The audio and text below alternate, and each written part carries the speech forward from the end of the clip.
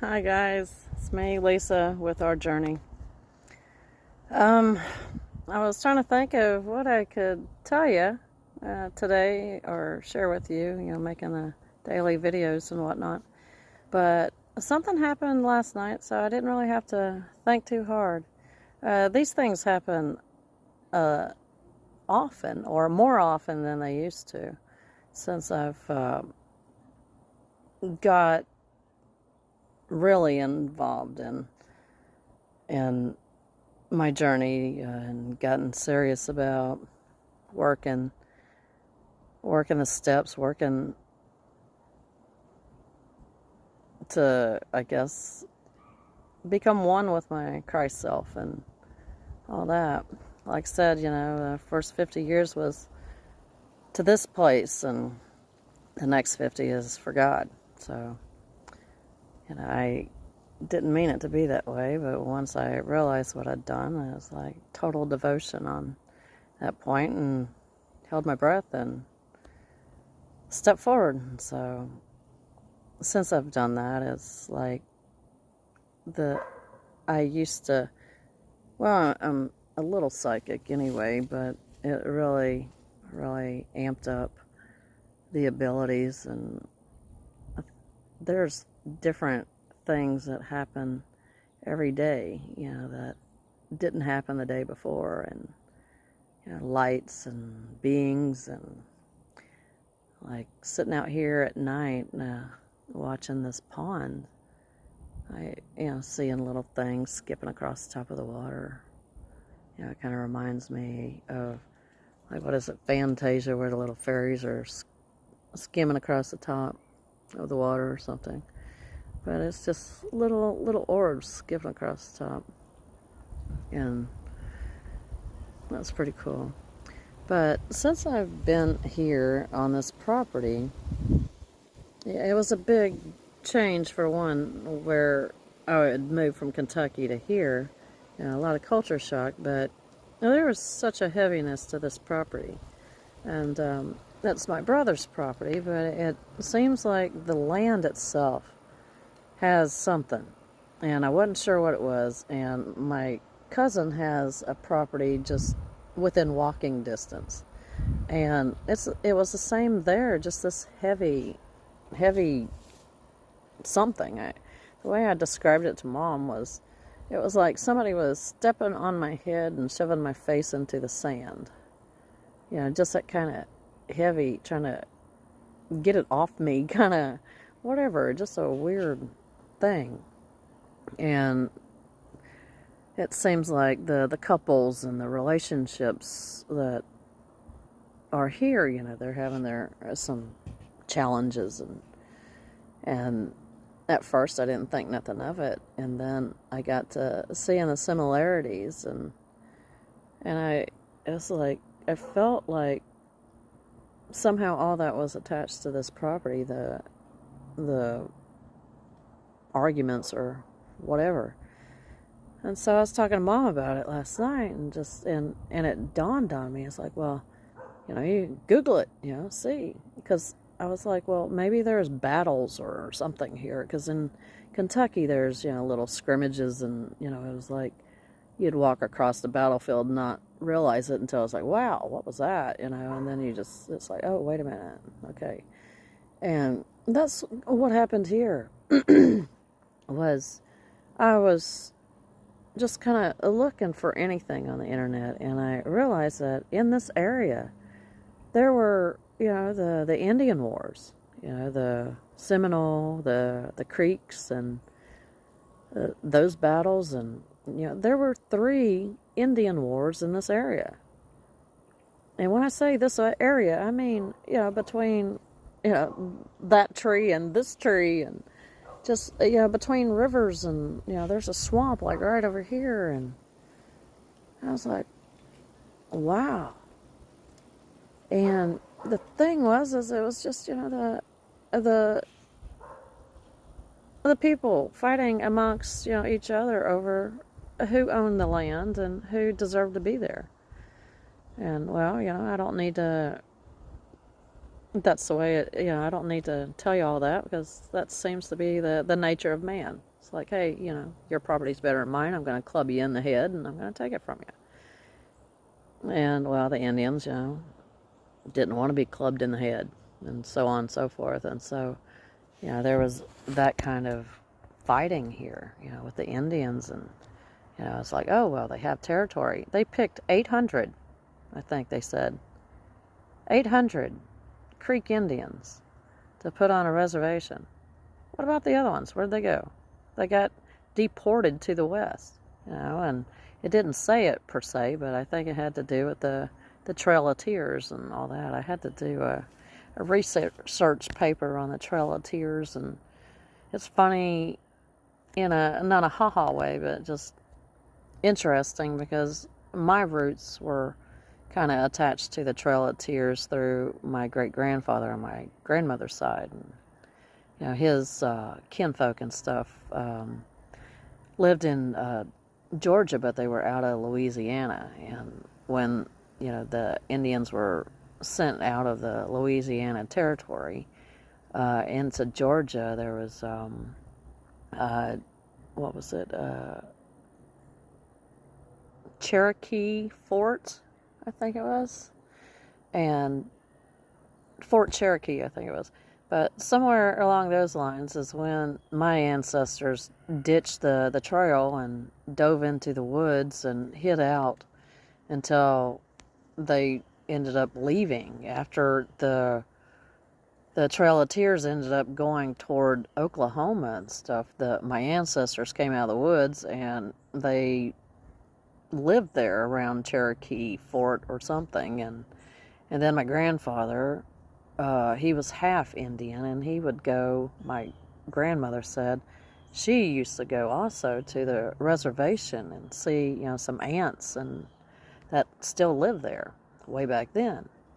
And so sitting here, it kind of, I shook my, I guess, the cherry tree or whatever in my history, and so when I was reading about the wars and all that, it kind of I understood where it was coming from because I'd done the research for the Trail of Tears, and I realized that it was all interconnected, and that this land was one of those places that there was it's my land, no, it's my land, and death, and this, that, and the other thing. And after I realized what I was feeling, was the head, being stepped on, and just the anger and all that. And watching my brother and, his ex, it was like my brother has Indian in him and she does not. And so where, everything's playing out before us and, out here in so many different ways, it was like the Indians were, playing the whole bid over, it's like, okay, the Indian needs to take the property back from the white man, so to speak, and it was coming across their relationship with this property, and he's trying to get her off the property, and she's like, no, I'm going to stay. And so it's like, oh, wow, it's the same thing, just a different date, and we're not wearing feathers in our hair. And it's wild when you realize how interdimensional things are, and how it's like, oh, well, do you know the answer to the question? And in school it was only just one answer, A, B, C, or D. And what I'm learning is the question is answered by A, B, C, D, E, F, G, H. They're all right in some way. And it's like, wow. Something new. Learn something new every day. And so, anyway, when I realized all that, I was like, oh, wow.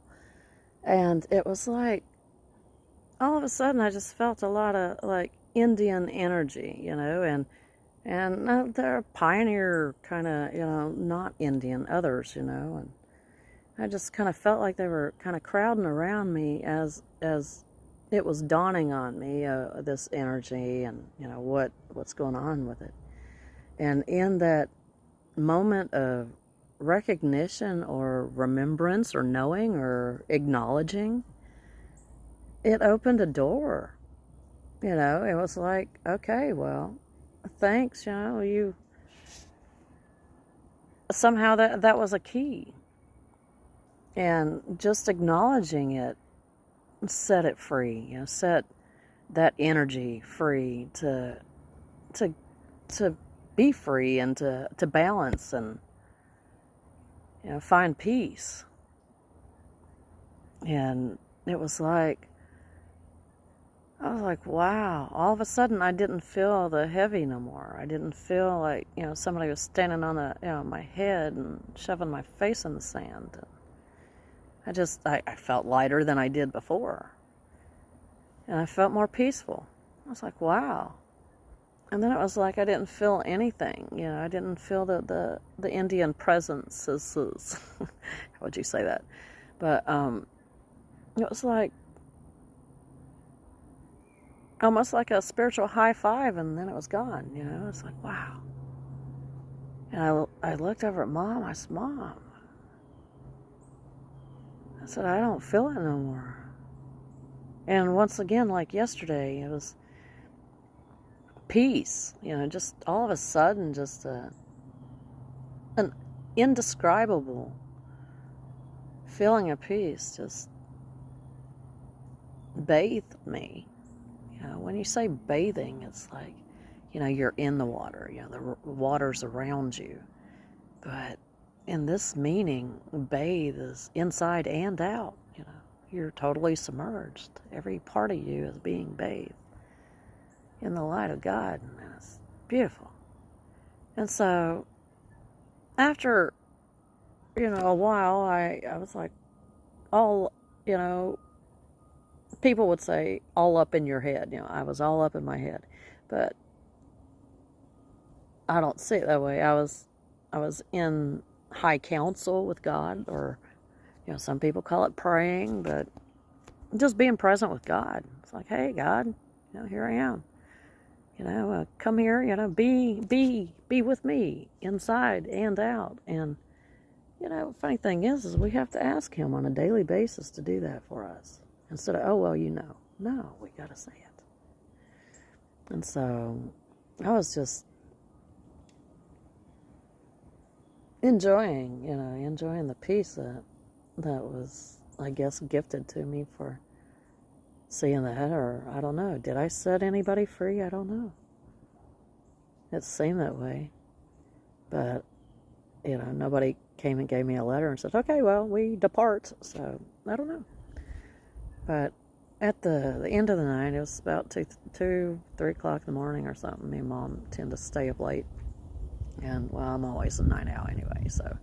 But I was coming outside, and all of a sudden, you know, I'm not talking about trying to infringe on, you know, any songs or whatever, but it was like the Seminole Wind song was playing.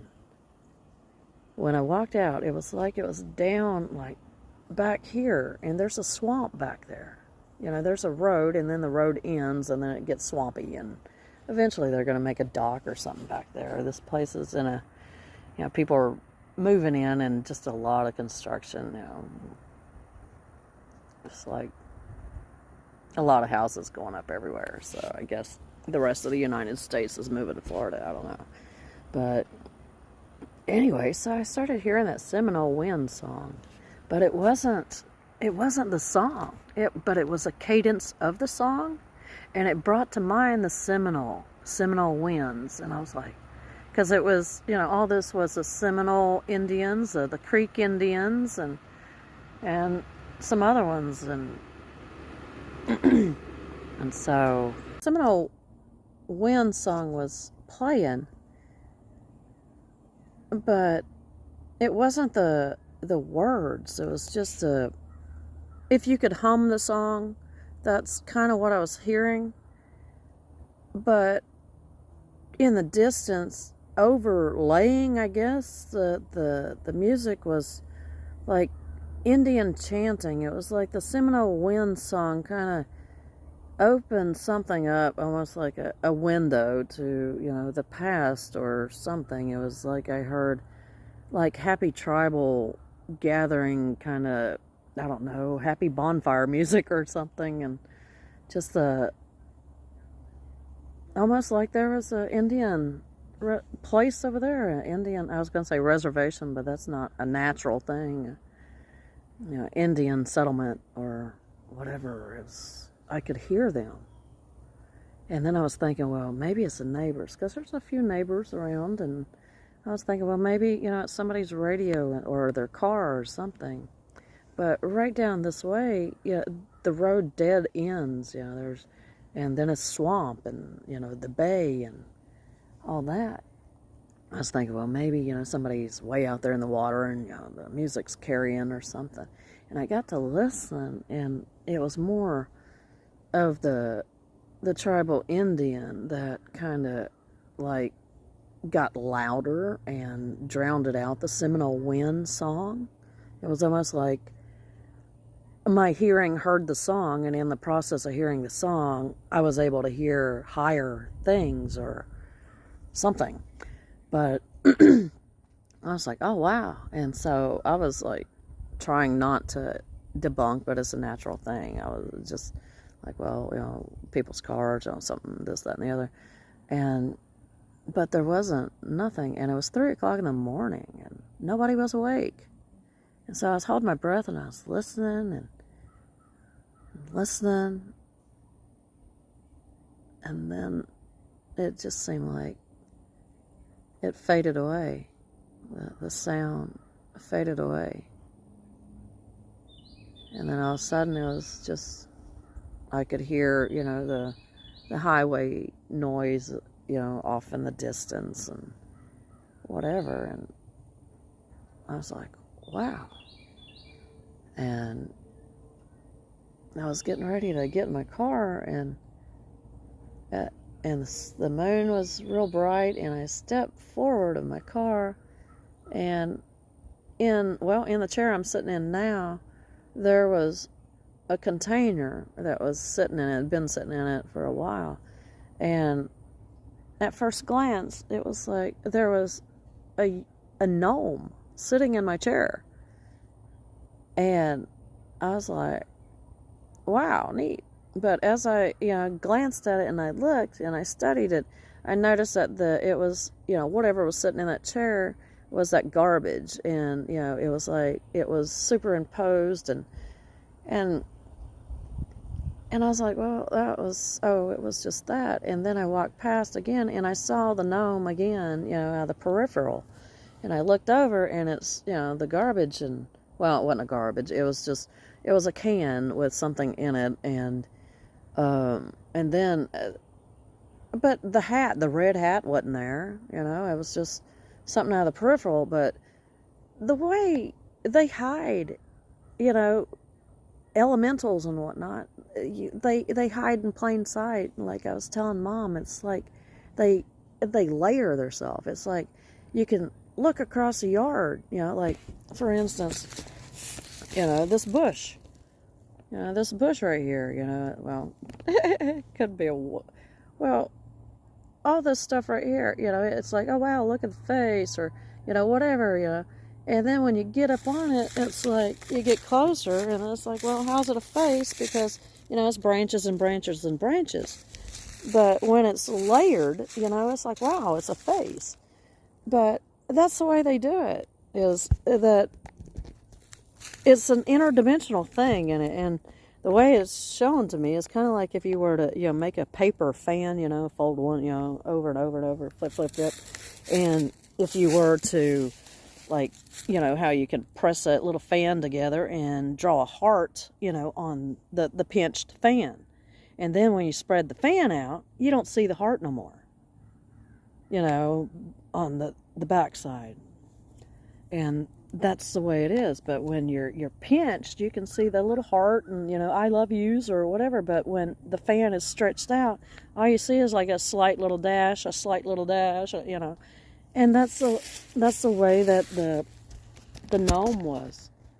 But the sprites, they were just skipping across the top of the water and stuff. Mom was talking about possibly getting her night vision game camera and putting out here. My uncle, he's been here before, and he said that, Mom's got a bunch of things, elementals and things out here, and he's a my uncle, he tended to like dabble in the dark stuff, and I don't know, some people think he's went crazy or drugged out or something, but he's always been able to see things too, but he tends to see the scary stuff, because I guess, he's in a place of fear, and so what I would see as a beautiful angel or, some sort of beautiful elemental, he's seeing goblins and demons and things, and it has to do with the filters, your own thoughts and beliefs, and just, the filtering everything through. And so that's the way he sees things, and, he's always been a fearful man, and so, it's the perspective of two different people, but the common thing is that there are, things, beings, that's better, beings here in the Shard. And so everybody's like, oh, yeah, your uncle's crazy, this, that, and the other, and this is coming from his brothers and sisters, and, and I'm like, no, he's, been on drugs since he was 16. He's now 60-something.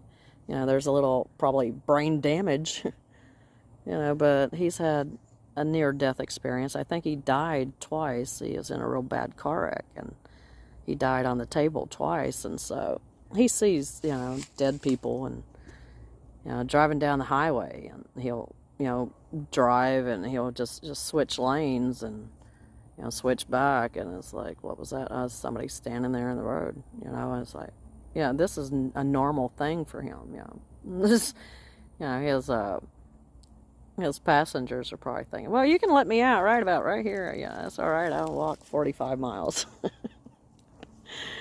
But anyway, so I thought that was really neat, that because the heaviness that I was feeling on this property, it didn't make sense, and then, well, all you got to do is ask, and you shall receive. Just gotta be ready to receive, and with an open mind and open heart, and ask God to help you decipher what you're seeing, what you're feeling, and all that is. And so, yeah, after I seen the little gnome sitting in a chair, I was like, oh, wow. I looked over, and I was like, hey, how you doing? Started talking to him. But, of course, by that time, it was like I didn't see the gnome sitting there no more. I saw, the little container and things. But I was speaking out over the yard going, hey, how are you doing? And I just, heard a cry for flowers, a cry for beauty, a cry for peace. And, well, spring is coming, but Mom hasn't been able to get out in her yard for a little while, and it's gotten kind of pitiful looking, so I think I might end up helping her with it. And I ain't doing nothing else to keep me out of the smoke-filled house. She smokes a lot and closes the windows, and sometimes I gotta open a window or something, because it's just dog and cigarette smoke. That's what the house smells like. And, well, come outside, let, wind blow the stink off of you. And plus, it's been so, kind of cold here, but that's nothing compared to what, Kentucky was feeling, below 30 some odd degrees below for, a week at a time. People's water was freezing, and it was just amazing, that I missed that by one day. If I hadn't left when I did, I would have been stranded for weeks with below zero weather. I probably would have froze to death. I don't know, but It's interesting, you know. You don't know from one day to the next, but in hindsight, it's like, wow. It's like, look at that. Look at the journey I've already made. And a lot of it I didn't even realize that it was a part of the journey. But, so, that, I guess, is what one of my video is about today, is the peace that I found here. And I was talking to Mom about the Indians singing and the gnome and stuff, and then I got thinking, I was like, well, you know, I didn't really start seeing the fairies and, you know, little lights and whatnot flashing across until after there was that piece with that Indian presence and the songs and the music and the breeze. And so I was like, oh, Seminole winds. And so that statement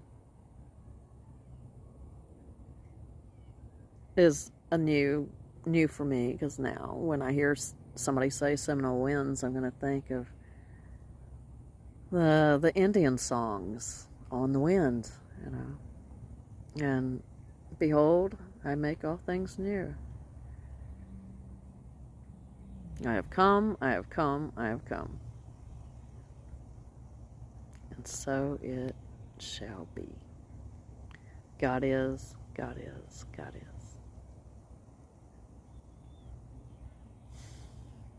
You have come, you have come, you have come. God is, God is, God is. And always remember, you are free, you are free, you are free.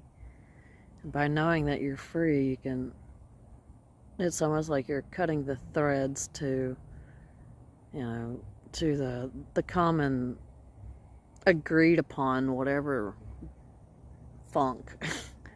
It's like you're cutting your lines to it, and it's like you step out and, you know, shake out, you know, the fog out of your head, and I'm like, wait a minute, what was I thinking? Why was I doing that?